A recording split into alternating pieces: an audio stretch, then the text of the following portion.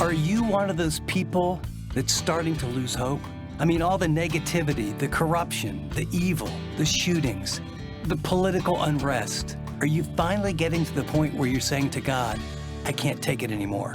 Well, if so, stay with me, because we're going to learn there's hope and how to get it. Welcome to this edition of Living on the Edge with Chip Ingram. I'm Dave Drury, and the mission of these daily programs is to intentionally disciple Christians through the Bible teaching of Chip Ingram. Well, in just a minute, we'll continue sharing with you our new series, One at a Time, taught by our guest speaker, Kyle Idleman. In these trying times, Living on the Edge is committed to turning to new teachers like Kyle for a fresh biblical perspective on the issues we're all facing. Our mission, for Christians to live like Christians, remains the same, whether it's through Chip's teaching or the occasional new voice. Now, for those who don't know, Kyle's a best-selling author, speaker, and lead pastor at Southeast Christian Church in Louisville, Kentucky. Okay, if you have a Bible, turn now to the Gospel of John as we join Kyle for his message, Proximity Principle. If you're feeling like there's a lack of purpose, you're not really sure about this year or next year or 3 years from now, you're not fully content, you don't know why, I would just really encourage you to think about what we're talking through in this series, One at a Time Living, where you take the focus off yourself and you begin to think about, okay, who are the people that God is putting in my path each day that he wants me to influence and impact? Like, this is why you're here. If you're a Christian, the reason why God didn't just save you and then take you to heaven is because he wants you to be on mission here. He has conversations, connections he wants you to make, people that he wants you to influence. As a church, it's our commitment to love people one at a time. I think when we do that together, the opportunity to change this world is right in front of us.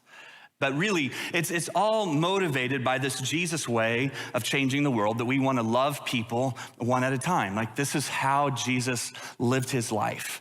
He challenges his disciples with this approach in John 13. So this is the same chapter where they have what we would talk about as the Last Supper, and Jesus washes their feet. Okay, same chapter, same night in his life.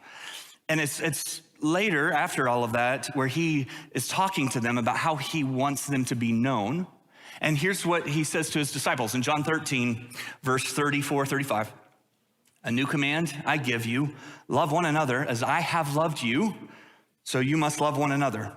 By this, by loving people the way that I've loved you, everyone will know that you're my followers, my disciples, if you love one another. So Jesus is getting ready to send them out. It's a small group of followers, really, but they're gonna turn the world upside down. And Jesus wants them to not forget that the way they are to be known, what should drive their mission, is their love for others. Like, that should be what makes them so distinctive. And this is what changed the world through the early church, is the way that they loved people. Now, I know some of you, if you're like me, you sometimes think of yourself as a follower or a disciple, and you measure how you're growing in that based on things like knowledge. Well, I know more now than I used to know, and learning is part of being a disciple. But, or maybe you think of theological understanding, or maybe you think of church involvement. You know, there's these things that are important, and they are ways to gauge growth, but how you love other people tells the most about your maturity as a follower of Jesus. It's how you love. You can know all kinds of things, but if you don't love people the way that Jesus loved people, then you're missing it. So Jesus says, it's a new command I give you. Well, what makes it new? Well, it's not new. Like, they've heard this. Love others is something that was talked about quite often. So why is it new? Jesus says what's new is that you're to love the way that I love you. This is how the world will know you're mine. Like, he doesn't say, hey guys, this is after the Last Supper, I got something for y'all, I'm just gonna pass these out. I made some bracelets, and kind of pretty creative, really. They just say WWJD on it. I just want you to go out. I want you to wear these bracelets. We're gonna do a campaign around it. And I want you to hand out as many of these bracelets as possible. And by this, the world will know that you're my followers because you wear these bracelets. Nothing wrong with wearing those bracelets. That's not what Jesus said would change the world. Jesus didn't say to them, hey guys, so here's the plan. The world will know you're my followers by your strict interpretation of every word I've ever said. So here's what I want you to do. I want you guys to separate into different groups. We'll call each of them a denomination. And you can argue and fight back and forth with one another and argue anything into significance. Whatever you do, don't focus on what's most important. Get down to the granular. Make a big deal out of little things like your opinions and preferences. Make that what determines if someone gets to be a part of the church. And this is how the world will know you're my disciples. Like, that's not how that conversation went. He didn't say the world will know you're my disciples by your moral superiority and your self-righteous indignation. Like, the world will know you're my followers by the way you're angry and judgmental towards other people who aren't my followers. So if you could just look disappointed in people all the time, I think that'll win the world over. If you can just have a sigh of disgust that you perfect and you use it at work, when somebody went to a party, when someone's talking about something inappropriate, if you'll just and walk away, it'll get them every time. They'll just come running. Like, that's not how the conversation went. He doesn't say, look, the world will know you're my followers by your political preferences. By this, all men will know that you're my followers, by the politician that you back, by your yard signs. I will call all men unto me. Like, that's not how it went. It's love people one at a time.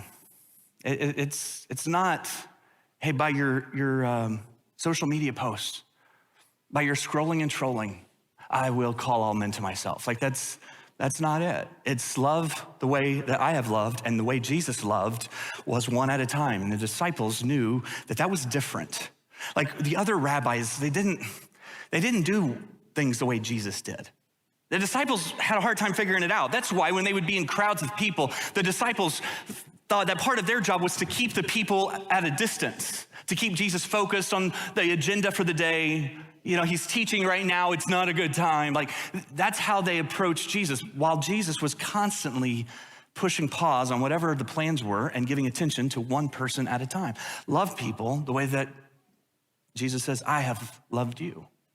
And maybe the disciples weren't exactly sure what he meant. Like, what's he mean by that?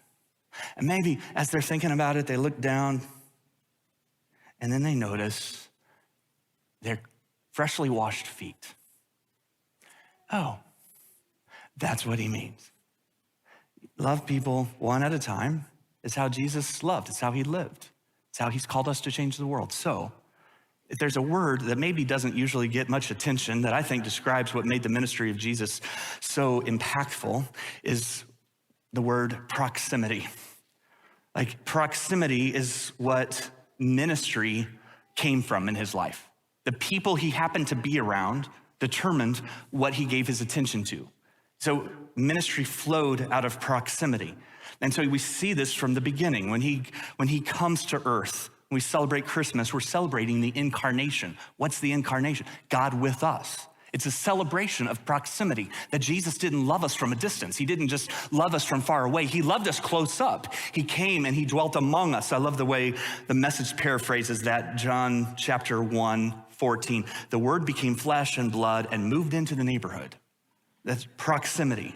It's proximity. Proximity lets you know that you're really cared for. Jesus did ministry that way. He did life that way. He loved people with whom he was in close proximity with. Sometimes that felt more like happenstance. They didn't really plan it. And other times it felt very intentional and scheduled. But nothing communicates that you care like just being there. So this week, I came into the office on Monday. It was MLK Day. Office was closed. I needed to get started on the sermon because that's still coming, and MLK understands. So I was in the office working on my sermon a little bit, and while I was by myself working on the message, I just felt like there was this burden, kind of something personal that I was struggling with and dealing with, and I knew I needed to share it with someone, but I didn't want to share it with someone. You ever have anything like that? Because, it's humbling, and the proud part of me just wants to say, I got it. I know what the Bible says, that we should bear one another's burdens, Galatians 6:2. I know that that's what I'm supposed to do. I just don't like doing it. And so I felt I felt like God wanted me to share it with someone. And around that time where I was kind of feeling that conviction, I get a text from a friend who says, hey, it's not somebody I hear from very often. Hey, just wanted to check on you. Hope you're doing good today. Let me know if I can pray for you, do something for you. I texted him back and I said, hey, I'd love to tell you I'm doing great, but I'm struggling with something and it would probably be good to share it with someone. I said, do you think you might have some time this week? I was kind of hoping that'd be the end of it. Like, okay, God, I mean, that's close enough, right? He texted me back and he said, what about now? I said, well, I'm at the office and by the time you got here, you're probably 30 minutes away. I'll just swing by your house this week. He texted me back, on my way. And he came up to the office and he listened and we talked and prayed. And there's something about just showing up that has tremendous power. I remember when my dad's mother passed away. The funeral was taking place in the town I grew up in, Joplin, Missouri. My parents lived in Evansville, Indiana, probably 7 hours away. So they had made the trip for my grandmother's funeral. I was there as well, of course. And right before the funeral started, I saw, I don't remember, 4 or 5 guys walk in the back, stand in the back. And then I recognized them. They were from my dad's church, part of his men's group in Evansville, Indiana. When the funeral was over, they turned around, left, got back in the car, drove back to Evansville. They knew he had responsibilities, family, cousins, siblings. And so this came and then they left. What's that say? That proximity where you look up and somebody is there at just the right time. There's incredible power in that. It took me a while to understand that and appreciate it as a pastor. I remember as a young pastor, while I was still in seminary, but serving at a church, that when someone went through something tragic, an unexpected loss of a loved one, I would go over to their home and just feel this anxiety because I wanted to say something to make things better. And I was 19, 20, 21 years old. I didn't know what to say, and I felt like I'm supposed to know. I'm supposed to know what to say to answer these deep questions and to put them at peace.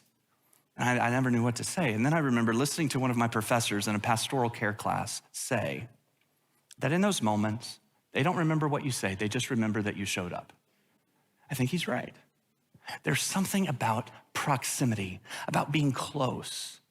If there's ever a time where we need to be reminded of that, I suppose this is the time, because we've become more and more comfortable with isolation and doing life from a distance, and more uncomfortable with people being too close to us, and more aware when someone gets in our personal space.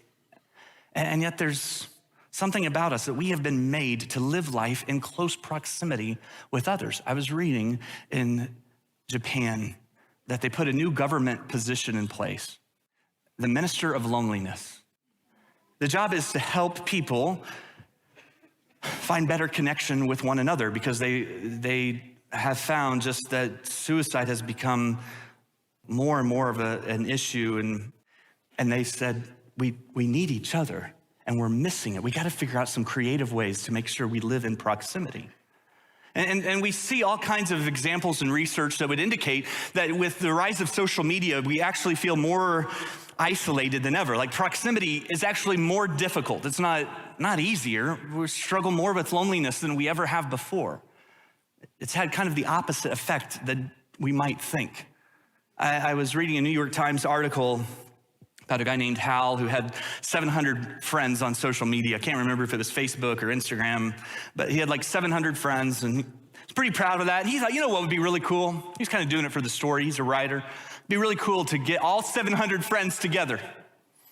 And so he put on social media an invitation that there was going to be this party, and they were going to meet there after work, but he needed to know how many people were coming so they could attend or maybe attend or not attending. 15 people said they would be there. 60 said they might be there. He was hoping for 20. It's not a lot, but yes, 3%, but 20. I mean, you got 20 friends. That's a lot of connection. He writes, and on the evening in question, I took a shower, I shaved, put on new pants and a favorite shirt. Brimming with optimism, I headed over to the neighborhood watering hole and waited and waited and waited, and eventually one person showed up. And the one woman who showed up to meet Hal, he didn't know her. She was a friend of a friend. They talked for a few moments. She left. He waited till midnight. No one else came. He ordered a beer and salt, and he concludes his article with these words, 700 friends, but I'm drinking alone. And that captures where a lot of people are at in our world. There's something that's tremendously powerful when those of you who are followers of Jesus decide that you're going to intentionally put yourself in proximity with someone who may not have anyone. When you intentionally show up for someone, even though it's inconvenient, and you don't know what to say, but the fact that you're there is what they'll remember. There's no substitute for this. I was reading earlier this year where Elon Musk, the world's richest human, I think his net worth is like $280 billion, he was selling all of his homes. You know, he had a number of homes. He was selling all of his homes. And he talked a bit about why the material possessions were kind of a distraction from what he really wanted to focus on. But then he did this interview where he talked a little bit more. And here's what he said. He said, being in a huge empty house when there are no footsteps echoing through the hallways, how do you make yourself happy in a situation like that? He said, when I was a child, there was one thing I said. I said, I never want to be alone. And then he whispered to himself, I never want to be alone. And so he lives, at least reported that he lives in this $50,000 prefab one-bedroom place where he can stay focused on his work. And here's someone who's worth $280 billion, but there's within him this awareness that if you're living alone, if you're missing out on proximity, that it's hard to find joy. And so if you look at Jesus, he seemed to know this. And sometimes it was someone who was wealthy, like Zacchaeus, where Jesus just knew he needs to spend some time with me. Zacchaeus, I'm gonna go to your house today for lunch. And sometimes it was someone who was more of an outcast, like the woman at the well. Jesus sits down, has a conversation with her. But ministry flowed from proximity. You've been listening to the first part of our guest teacher, Kyle Idleman's message, Proximity Principle, from his series, One at a Time. Chip will join us here in studio with some additional thoughts about today's program in just a minute. Have you ever considered the remarkable impact Jesus has had on history? Well, think about it. He lived over 2,000 years ago and only had a small group of followers. Yet, fast forward to today, Christianity is the leading world religion. So what was Jesus' secret? In this series, Kyle Idleman reveals the unexpected simple practice Jesus used to change our world. Don't miss how you and I can continue the work he started, one interaction, one conversation, one life at a time. To learn more about the series or Kyle's best-selling book, go to livingontheedge.org, the Chip Ingram app, or call us at 888-333-6003. Well, Chip's joined me here in studio now. And Chip, I understand you have a really special email that you'd like to share with our listeners. So why don't you take some time here and do that? Thanks so much, Dave. I want to pause just for a minute. And if you're a financial partner with Living on the Edge, I just want you to hear a message that we received from a lady named Kelly who listens every single day. She said, thanks so much for your ministry and daily podcast. I listen every day. I'm a recovering addict of many things. I grew up in a Christian family and was saved at the age of 17. Shortly after that, because of peer pressure in school, started doing drugs. I now have a few years of sobriety, and God saved my life, and He has totally removed the physical urge to use drugs and alcohol and cigarettes. I've now joined an awesome church that has small groups, and Christ has blessed me in recovery meetings. Anyway, thanks so much for sharing your life with others. You've made a positive difference in my life.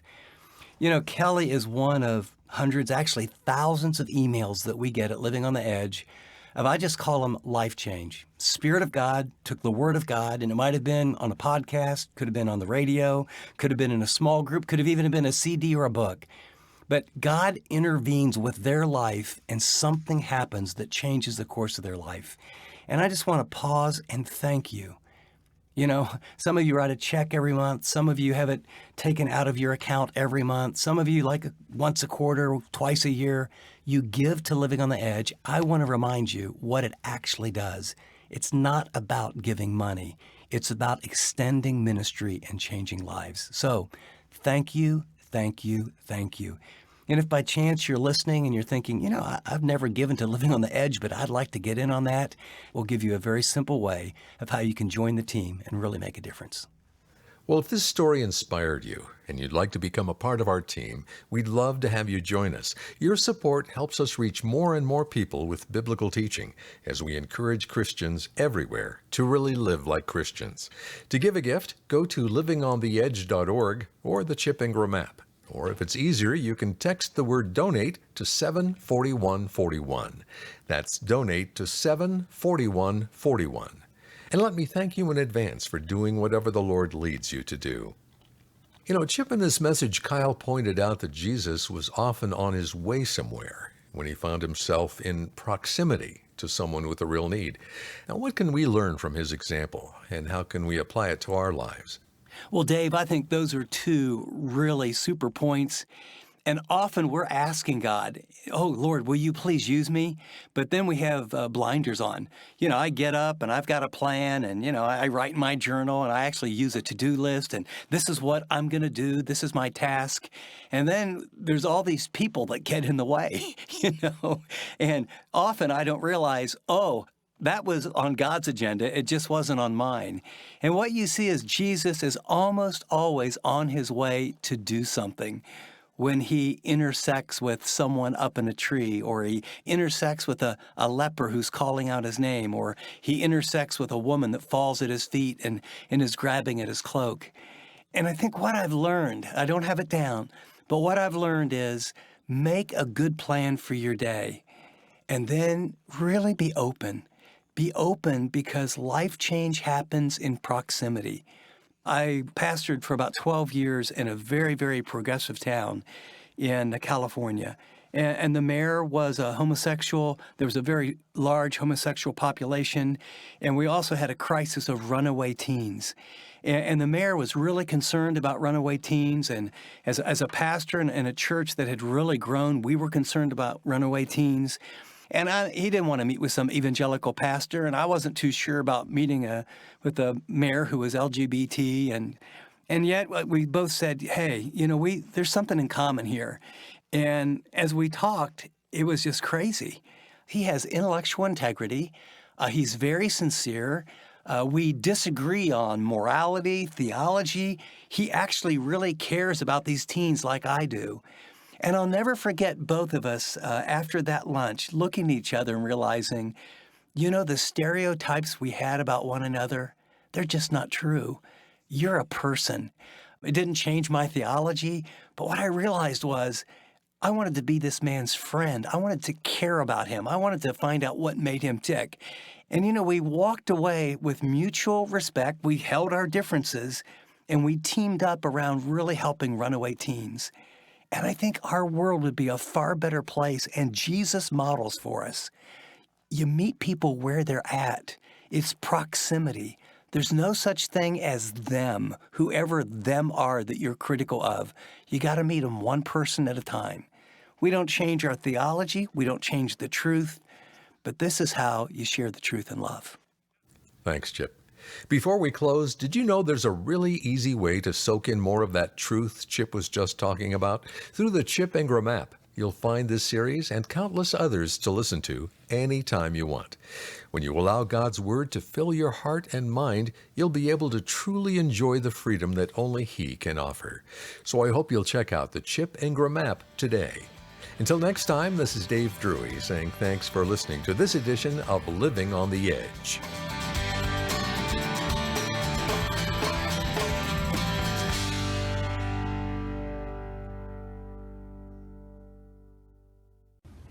Thanks so much for watching this video. If you'd like to watch more content like this, click and subscribe here to our channel. And by the way, if you'd like to know more about Living on the Edge, find out about more resources, maybe get on the mailing list, go to livingontheedge.org. See you next time.